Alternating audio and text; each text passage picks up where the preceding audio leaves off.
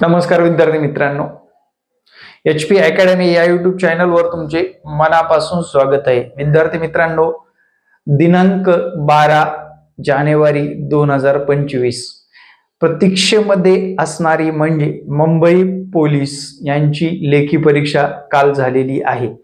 12 तारखेला ज्या पेपरमध्ये ज्या मागच्या पेपरपेक्षा ज्या काही सुधारणा अपेक्षित होत्या किंवा मागच्या पेपरपेक्षा पॅटर्न कसं वेगळं होतं, आजच्या या व्हिडिओमध्ये आपण डिटेल डिस्कस करणार आहोत।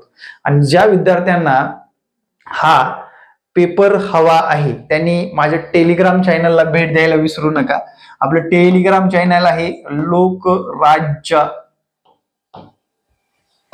अकॅडमी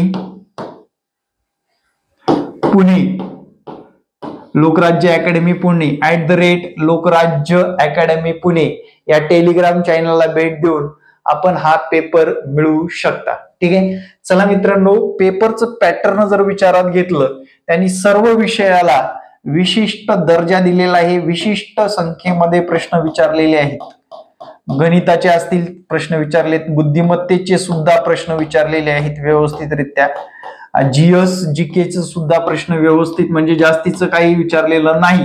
म्हणजे मागच्या पेपरला जीएस जीके वेगळं आणि थोडंसं हार्ड टाकलं होतं, यावेळेस त्यांनी एकदम सविस्तर विचारलेलं आहे। आणि अपेक्षित होतं की गणित या विषयाला सुद्धा त्यांनी वेटेज दिलेलं आहे। नक्कीच मेरिट मध्ये सुद्धा फरक पडल्याशिवाय राहणार नाही, मेरिट सुद्धा हायच गेल्याशिवाय राहणार नाही। मित्रांनो, जीएस जीकेचा विचार केला, त्यानंतर मराठी व्याकरण त्यांनी सुद्धा व्यवस्थित वेटेज ठेवूनच प्रश्न विचारलेला आहे। मित्रांनो, वेळ असतो 80 मिनिटाचा, नवीन विद्यार्थ्यांसाठी सांगतोय, सॉरी वेळ असतो 90 मिनिटाचा। 12 तारखेचा पेपर आहे, 100 मार्क आहेत आणि पेपरमध्ये सर्व काही पॅटर्न नुसार ठेवलेलं आहे। मी तुम्हाला इथे पेपर सुद्धा मुद्दामूनच घेऊन आलेलो आहे। मराठीचे क्वेश्चन मिक्स क्वेश्चन ठेवलेले आहेत, तर मिक्स क्वेश्चन मध्ये जिल्ह्याविषयी माहिती सुद्धा टाकलेली आहे। त्यानंतर रिझनिंग मॅथचं कंटिन्युअसली चालू केले। मराठी, रिझनिंग, मॅथ प्रत्येक विषयाला त्यांनी मध्येच ठेवलेलं आहे। कारण जर विचारात घेतलं तर मराठी 25 मार्काला, गणित 25 मार्काला, बुद्धिमत्ता 25, जीएस जीके 25 असं ठेवलेलं नाहीये। त्यामुळे विद्यार्थ्यांचं कन्फ्युजन सुद्धा वाढलेलं आहे। आता मेरिट किती लागेल याबद्दल तुमच्या मनामध्ये काही शंका आहेत। बऱ्याच विद्यार्थ्यांनी सर मेरिटचा काय अंदाज ठरेल, मेरिट कशा पद्धतीने लागेल, बऱ्याच विद्यार्थ्यांचे क्वेश्चन मला आले होते, मला कमेंट सुद्धा आलेले आहेत। तुमचे बी काही क्वेश्चन असतील तर क्वेश्चन विचारायला विसरू नका। पेपर एकंदरीत विचारात घेतला तर 70 मार्काचा पेपर कॉमन आहे मित्रांनो, लक्षात ठेवा। 70 मार्क हे 30 मार्कामध्येच खरं मेरिट ठरणार आहे। कोणत्या म्हणजे 100 मार्कापैकी 70 मार्क सर्वसामान्य अभ्यास करणाऱ्या विद्यार्थ्यांना पडतातच आणि पडायला पाहिजेच, लक्षात घ्या।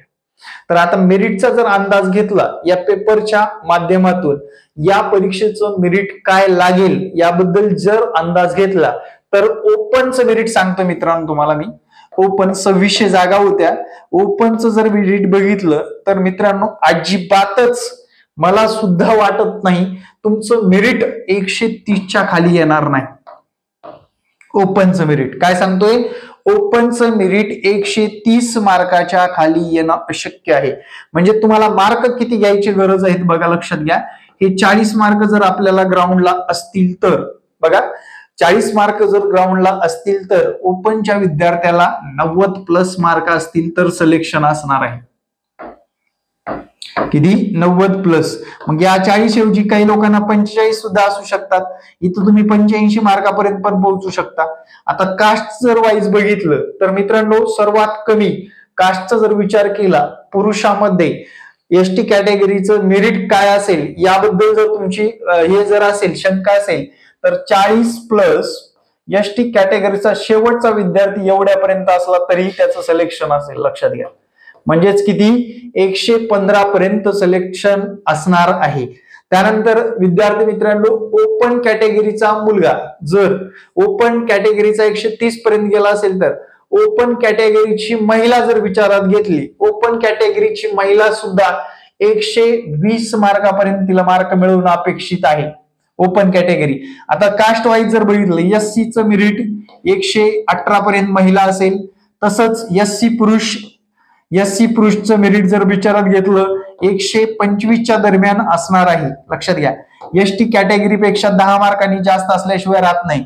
सर्वात प्रतीक्षेचा विषय आणि अति महत्वाचा विषय जर बघितला तर एक्स सर्व्हिसमॅन जर व्हिडिओ बघत असतील तर एक्स सर्व्हिसमॅनचं मेरिट असणार आहे साधारणपणे 110 मार्काच्या आसपास असेल.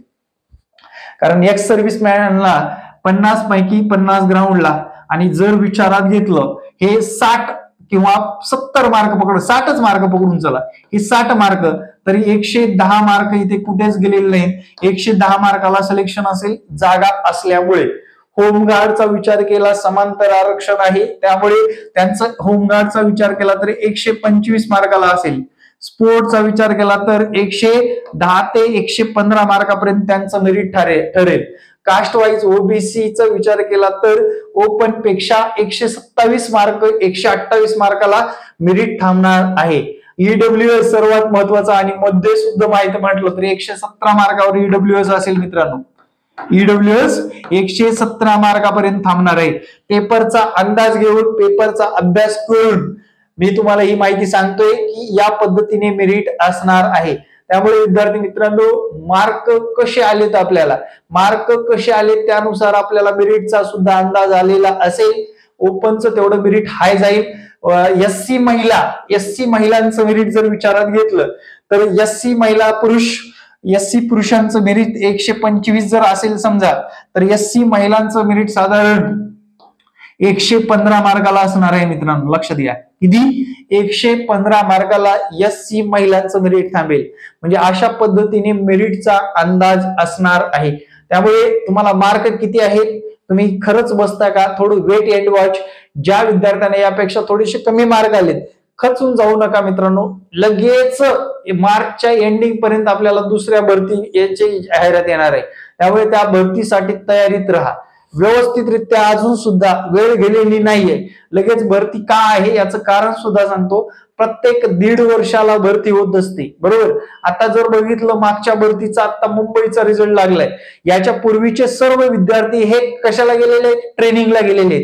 4-4, 5-5 महिने ट्रेनिंग झालेले आहे. ते जसं ट्रेनिंग करून बाहेर येतील तसं नवीन फ्रेश विद्यार्थी त्यांना तिकडे पाठवावे लागतात. त्यामुळे साधारण रिक्त पदाची सुद्धा भरती होण्याची संधी आहे. रिक्त पदाची सुद्धा भरती होईल.